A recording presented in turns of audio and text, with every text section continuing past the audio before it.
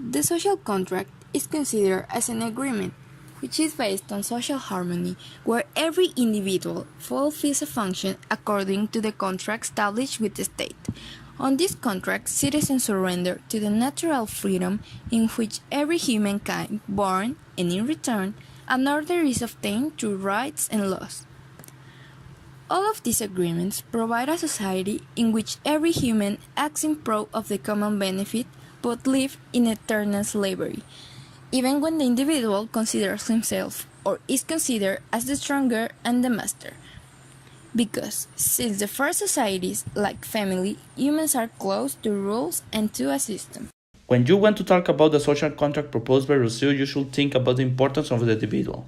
First, he makes us think about a man that is born free and everywhere is chained. So the use of force there means that while a people is obligated to obey, it is good to obey. But if they question their right to do so, they can respond that they could recover his freedom by the same right, that is force. But Rousseau said that the social order is not the force as such. He exposed that every man born in slavery is born to slavery. So if there are slaves by nature, that is because there have been slaves against nature. The force made the fierce slaves. Since no man has a natural authority over his neighbor, and force doesn't create any right, Rousseau recognized agreements as a legitimate authority among men. He also said that to renounce to freedom is to renounce to condition as a man. War is not a relationship between man and man, but between state and state. Facing with this, the state should not be more than an association that makes all the common force have to do with the defense and protection of the person and the sets of each associate that make it up.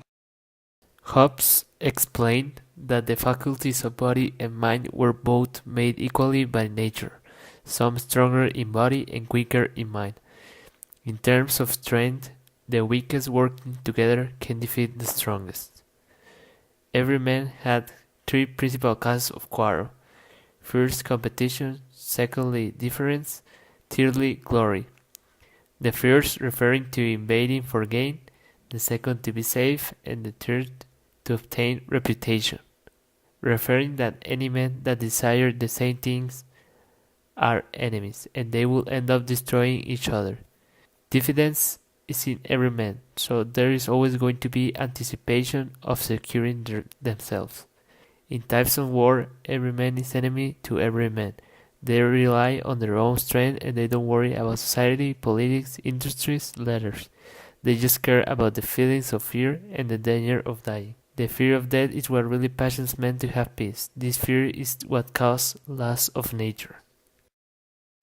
For Hobbes, the state of nature of the human is evil because we want our own conservation, and the way we get our own conservation is by the use of force.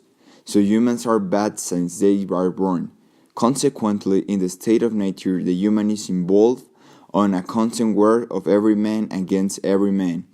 In consequence of these wars, there is a time with no assurance or absence of security, because we are afraid to a violent death, so we cannot live in peace.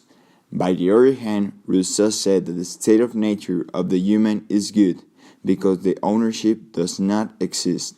Therefore, all the people live in a constant peace and freedom. But this tranquility is going to be disturbed by the arrival of the private property. Therefore, the private property is going to pervert the society. Also, Hobbes thinks that the humans don't born equal. One's born to be slaves and the other one's born to dominate. Rousseau disagreed with him and came up with the idea that all the humans are born equal. The state of nature of the human being is not good or bad by birth, but it changes when their own interests are involved in situations where their own conservation is in danger. So we implement actions that can be denominated in actual society as bad. Also, we think that despite humans try to be good, there is metaphorically a evil being inside us that comes out when our fears consume us and make us afraid of the ones around us because of the mutual desires.